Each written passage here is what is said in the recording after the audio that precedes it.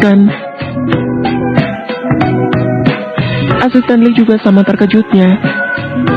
Apalagi ini sesuatu yang tak pernah terlintas di pikirannya. Nyonya ini sangat peka, ucap asisten Lee dalam hati. Begitu banyak yang memakai ruangan meeting ini, ucap Marsha dalam hati. Nyonya, apakah menemukan sebuah petunjuk? Tanya asisten Lee. Aku telah menemukan bagaimana cara rahasia itu bocor. Namun sedikit kesulitan untuk mencari tahu siapa di balik semua ini. Tulis Marsha. Maksud Nyonya, ada yang dengan sengaja meletakkan kamera di sana untuk merekam segala aktivitas di ruangan meeting ini? Tanya asisten Lee. Marsha mengangguk, lalu menepuk-nepuk kepalanya. Aku harus mencari lebih detail lagi. Terima kasih atas bantuannya.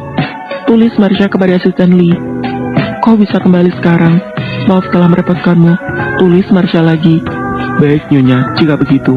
Ucap asisten Lee seraya pamit. Asisten Lee segera melaporkan tentang penemuan sebuah petunjuk yang tadi baru saja ditemukan oleh Marsha. Mendengarnya, tentu saja membuat Louis merasa puas. Wanitanya begitu cerdas. Hari peluncuran semakin dekat. Namun Marsha masih belum memiliki petunjuk yang lain. Pagi ini, Marsha melangkah ke Saint Jewelry dengan masih menerima tatapan yang tidak mengenakan. Louis mengambil langkah melindungi Marsha dengan berbicara langsung ke Le Exception dan mengatakan tentang identitas Marsha sebagai Nyonya Liu dan pemilik Saint Jewelry. Hal ini Louis lakukan untuk meyakinkan Le Exception agar tidak mempersulit Marsha. Dan ada sebuah konspirasi untuk menjatuhkan Saint Jewelry. Le Exception memberikan perpanjangan waktu dengan mengundurkan beberapa hari untuk masa peluncuran koleksi terbarunya. Marsha merasa lega mendengar kabar ini. Setidaknya, ada perpanjangan waktu untuk Marsha agar bisa lebih menyelidiki lebih dalam tentang petunjuk yang telah dia temukan. Ceklek. Seorang pria masuk datang untuk mengambil sampah-sampah pekerjaan di ruangan Marsha. Melihatnya, Marsha merasa asing. Siapa pria ini? Apakah dia pegawai baru? Pikir Marsha. Marsha berdiri dan mendekatinya. Siapa namamu? Tulis Marsha. Leo, Nona. Jawab pria itu. Apa kau pegawai baru? Tulis Marsha. Ya, saya menggantikan Bibi Han. Jawab Leo seraya keluar ruangan Marsha dengan plastik sampahnya. Mengapa Bibi Han tiba-tiba berhenti bekerja? Tanya Marsha dalam hati. Marsha menyandarkan dirinya di kursi sambil berpikir banyak. Tiba-tiba berdiri, seperti mendapatkan sebuah penerangan dalam pikirannya yang sudah tenggelam di beberapa hari ini. Marsha segera pergi ke ruang kontrol CCTV lagi, dan meminta petugas memberikan rekaman beberapa hari sebelum meeting itu dilakukan. Marsha memperhatikan dengan seksama tiap rekaman tersebut. Senyuman Marsha terukir di wajahnya yang cantik, membuatnya semakin terlihat cantik. Aku menemukan pelakunya, ucap Marsha dalam hati. Dalam rekaman tersebut, terlihat bahwa Bibi Han pada malam hari sebelum meeting pagi itu dimulai. Ketika semua sudah pulang, ada masuk ke ruang meeting. Tidak sampai 5 menit, dia sudah keluar dari ruangan meeting itu. Hanya untuk menaruh sebuah kamera, memang tidak akan memakan banyak waktu. Marsha segera saja ke ruang HRD dan meminta alamat Bibi Han. Setelah mendapatkan alamat itu, Marsha mengajak Elana untuk ke rumah Bibi Han. Selepas jam pulang kantor mereka, Bibi Han tinggal di lingkungan rumah yang padat. Elana dan Marsha berjalan menyusuri gang-gang kecil, kadang sedikit tersandung, karena penerangan jalan di gang itu tidak bagus. Banyak lampu-lampu jalan yang mati. Elana dan Marsha mengetuk-ngetuk pintu rumah Bibi Han berkali-kali, namun tidak ada jawaban. Lalu tetangga Bibi Han yang tinggal di sebelah rumah Bibi Han mengatakan bahwa Bibi Han telah pergi pindah beberapa hari yang lalu dan tidak memberitahu akan kemana perginya. Bagaimana ini? Ucap Elana.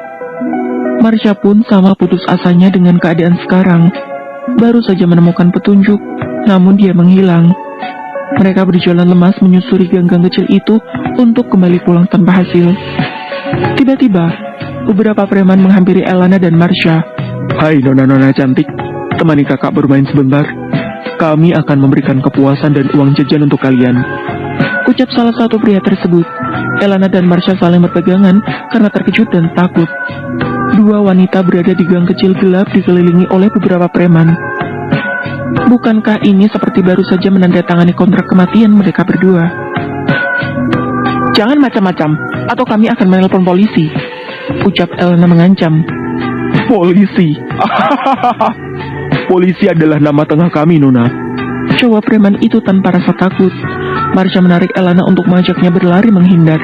Mereka berdua berlari sekuat tenaga, namun keduanya tetap saja tertangkap. Marsha dan Elena memberontak dengan keras. Marsha mengambil spray merica dari saku bajunya dan menyemprotkan ke mata preman yang menangkapnya. Lalu menendang salah satu preman yang memegangi Elena dan menyemprot mata preman itu juga.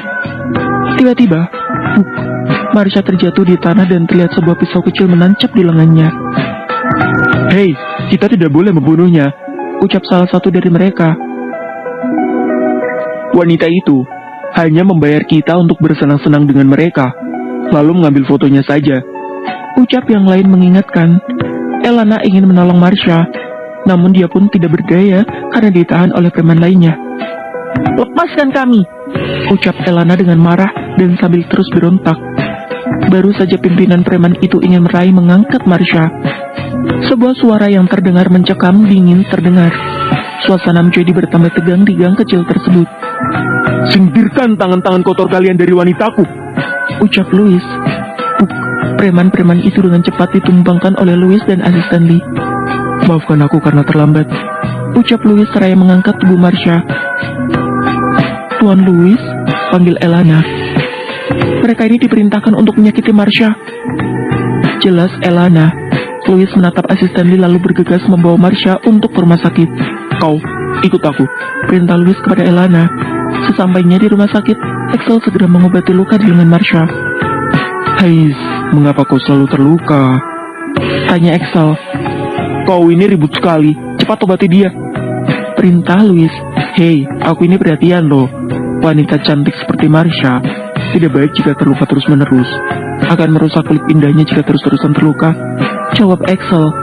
Aku tidak kekurangan uang untuk mendatangkan dokter kulit terbaik untuknya, ucap Louis. Tuan, panggil asisten Lee. Louis mengecup kening Marsha dan pergi keluar untuk bicara. Katakan, ucap Louis. Mereka dibayar untuk berlaku tidak patut kepada Nyonya dan diminta untuk memfoto juga merekamnya, lapor asisten Lee. Patahkan tangan mereka, perintah Louis. Bersambung, terima kasih sudah mendengarkan.